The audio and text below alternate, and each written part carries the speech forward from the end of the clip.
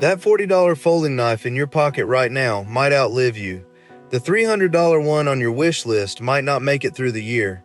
Price tells you almost nothing about which knife survives, and the ones that die usually die the same way. A lock that lets go under pressure, or steel so brittle it snaps clean instead of bending. And once that happens, there is no fixing it. You just carry a piece of scrap metal shaped like a knife.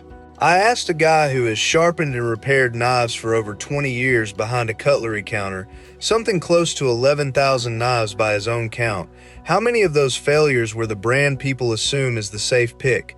This video is the opposite of that assumption.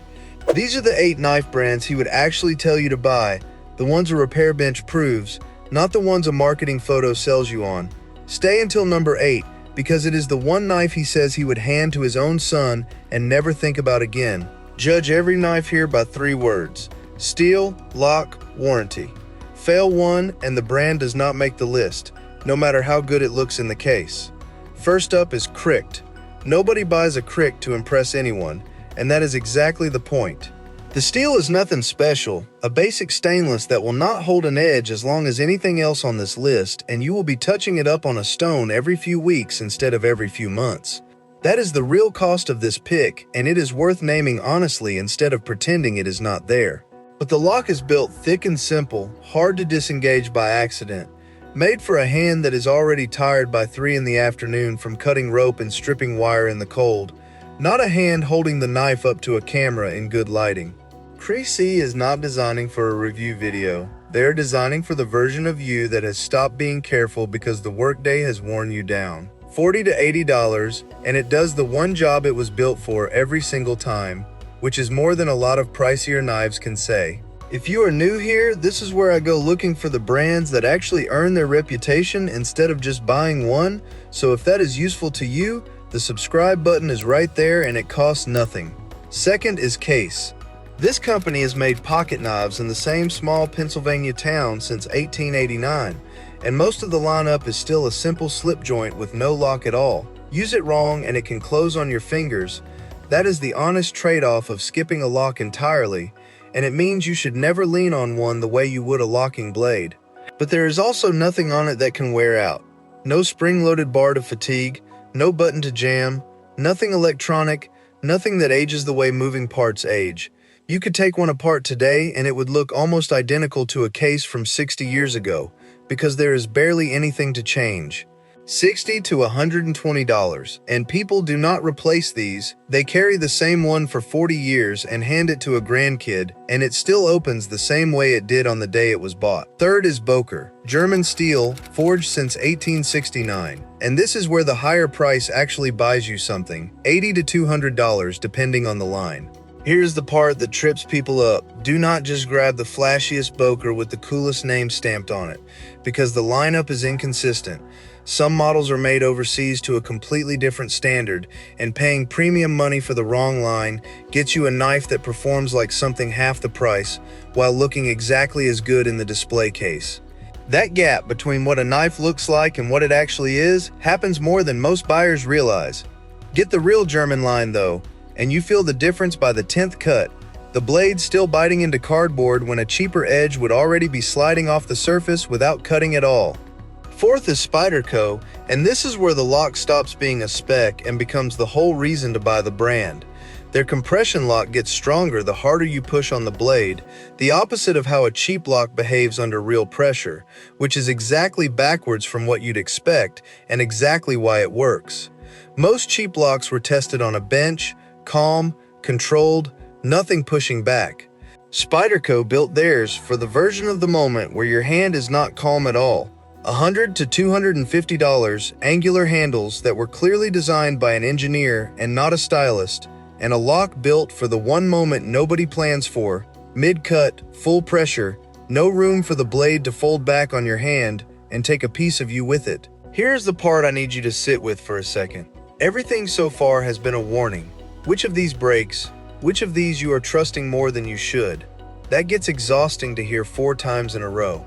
So here is the good news buried in the second half of this list. The next 4 brands were not designed by people hoping nothing goes wrong. They were designed by people who assumed something eventually would and built the fix in before you ever paid for the knife. And if this list is actually helping you figure out what to trust, hit subscribe now because we are only halfway through and the best pick on here is still coming. Fifth is Benchmade. Every purchase comes with something called Life Sharp. Mail the knife back to the factory anytime and they sharpen it, clean it, tighten the pivot, and fix normal wear for free. No receipt, no questions about how many years it has been, no matter how beat up it looks by the time it arrives. $150 to $300, steep enough that it is fair to ask whether a Cricht would do the same job for a fraction of the cost. It would not do this job though, because this is not really about the knife anymore, it is about what the company owes you after the knife leaves the store. Picture the knife 5 years out, the pivot a little loose, the edge worn down from actual use, the handle scuffed from years in a pocket, and instead of replacing it, you drop it in an envelope, and it comes back sharpened, tightened, looking almost new. Almost nobody else on this list offers that, and it changes what you're actually paying for. Sixth is Victorinox. Yes, the Swiss Army knife company sitting right after Spyderco and Benchmade on this list, like it wandered in from a middle school backpack. I get it, stick with me anyway. The steel is soft on purpose, $20 to $60, and soft steel dulls fast. You will be on a stone more than with the Böker or the Spyderco. But soft steel also does not chip or snap. It survives getting dropped, run over, or left in a jacket pocket through an entire wash cycle, which happens to basically everyone once, usually right before an important meeting. Victorinox has honored a lifetime warranty against manufacturing defects since 1884, which is longer than most countries have kept the same flag, longer than the telephone has existed. A knife that bends instead of breaking, made by a company older than the light bulb, is not the punchline here, even if the little red handle makes it feel like one.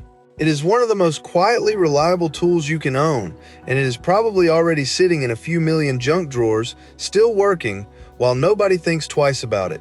Seventh is Opinel. Same wooden-handled folding knife since 1890, $15 to $30, less than most people spend on dinner out. The wood needs the occasional oiling or it swells and sticks, especially if it sits wet in a drawer for a season, and the simple rotating collar lock is not rated for prying. This is a cutting knife, not a pry bar, so do not treat it like one. But because the design has not changed in over a century, every part is still made and still fits, so a knife your grandfather carried in a French kitchen in the 1950s can be repaired today with parts sold new, not scavenged off some dead forum listing from a knife nobody makes anymore. When something this cheap outlives knives 10 times the price, that is not luck. That is a company that got the shape right 100 years ago, looked at it, and simply never felt the itch to fix what wasn't broken, while every other brand around it kept redesigning for the sake of redesigning. Which brings us to number 8. The one my repair guy actually paused on before he answered, like he was deciding whether to say it out loud. Buck knives, made in the United States since 1902, and nearly every knife they sell comes with something called the forever warranty. Not 1 year, not 10, forever. It breaks, it chips, it fails at any point in its life for any reason, and Buck repairs or replaces it free, no matter how old the knife is, no matter how you broke it, no receipt required, no explanation owed to anyone. $60 to $150, not the cheapest pick here, but the price stops mattering the second you understand what it actually buys.